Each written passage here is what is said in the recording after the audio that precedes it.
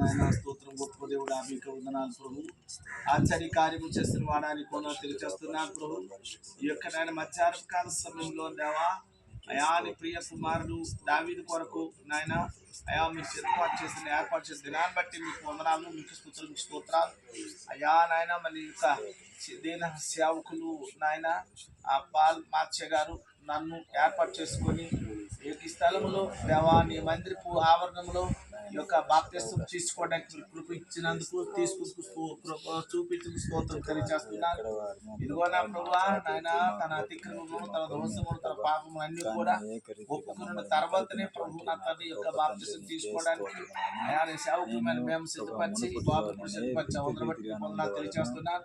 ఇదిగో నాయన మారు మనసు అయా రక్షణ అనుభవం కూడా దయచేసి నీ సన్నిధిలో తాను ఏదైతే విడిచిపెట్టడానికి ఇష్టపడుతున్నాడో అవన్నీ విడిచిపెట్టి నీ సాక్షిగా నిలబెట్టుకోమని యేసు నామములో అడుగుచున్నాను తండ్రి. ఆమేన్.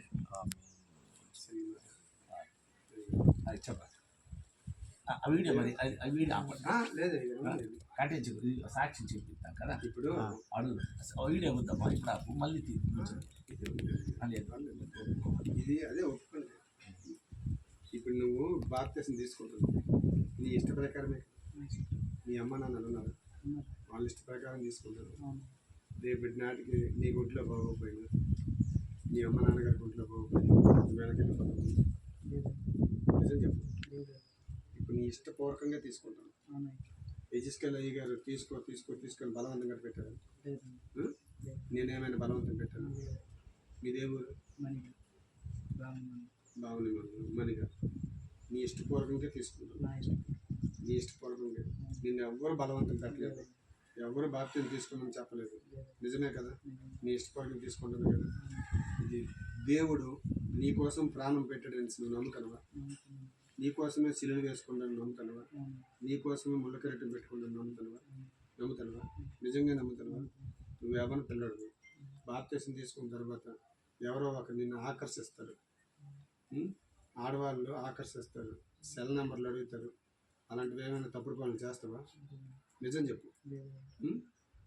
నీకు ఒంట్లో అనారోగ్యం వస్తుంది, అస్వస్థత వస్తుంది, నీరసం వస్తుంది.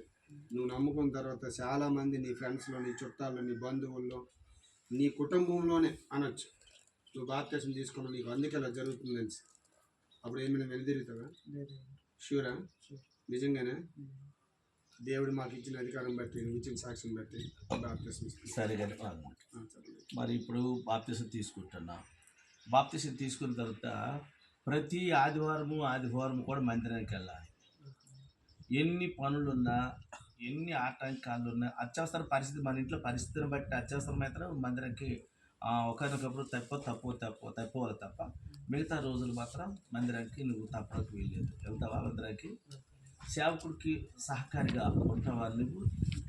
నీ కష్టాజీతం నుంచి, నీ రేపటి నుంచి 10వ వంతు 10వ భాగము దేవుని ప్రతిష్ట అర్పణలు నీ రాబడి నుంచి నువ్వు సమర్పణ చేస్తావా? మరి దైవ శాఖలు కూడా చెప్పినట్టుగా శ్రమ వచ్చినా కష్టం వచ్చినా దేవునికి నీవు లోబడి జీవిస్తావా? పాపను విడిచిపెట్టి మోక్షం వైపు చూస్తున్నాను కాదు, కానీ ఈ రోజు నుంచి నేను పాపను విడిచిపెట్టి ప్రభువుకు సాక్షిగా నేను ఉండాలని అనుకుంటున్నావా? ఇంకా నీలో ఏవైనా పాప కోరికలు, పాప ఆలోచన, పాప తలంపులు ఏవైనా ఉన్నట్లయితే అది ఈ రోజు నుంచే నేను విడిచిపెడతాను అని ఒక నిర్ణయం తీసుకున్నావా? ఇప్పుడు ఈ బాప్తిసం నీకు ఇష్టం కదా?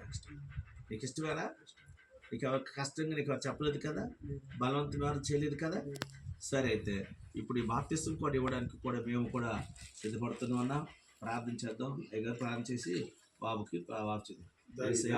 దావీదు స్తోత్రములైన స్తుతులైన వందనాలకు ఆశీర్వదించిన దేవా, తండ్రి మీరు ఇచ్చిన కృపను బట్టి, మీరు ఇచ్చిన మాటను బట్టి, దావీదు ఇచ్చిన మాటను బట్టి అయ్యా మీరు మాకు అధికారం ఇచ్చిన ఈ అధికారం బట్టి మేము బాప్తిసం ఇస్తున్నాం తండ్రి. నీకు వందనాలు.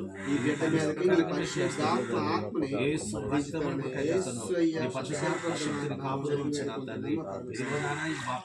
ఇస్తుండగా మీ అక్క హస్తం వచ్చి ఇప్పుడే ఇగో సంఘం ఎదుటను ప్రభు నాయన, సేవకులు ఎదుట నాయన నీ యొక్క పరిశుద్ధాత్మ సాక్షిగా ఇప్పుడు యేసు నామములో మేము బాప్తిస్మిస్తున్నాం తండ్రి. ఆమేన్. ఎడారి త్రోవలో నీ నామాన్ని బట్టి బాప్తిసం తీసుకున్నాను దేవానికి కుమారుడిగా మీరు స్వీకరించమని ప్రార్థిస్తారు నువ్వు ఆశీర్వదించి దీవించి నీ సాక్షిగా తన జీవితకాలం అంతా నీ సన్నిధిలో నిల్చొని కృప దయచేయండి యేసు నామములో అడుగుచున్నాను తండ్రి ఆ బాత్రూంలోకి వెళ్ళిపో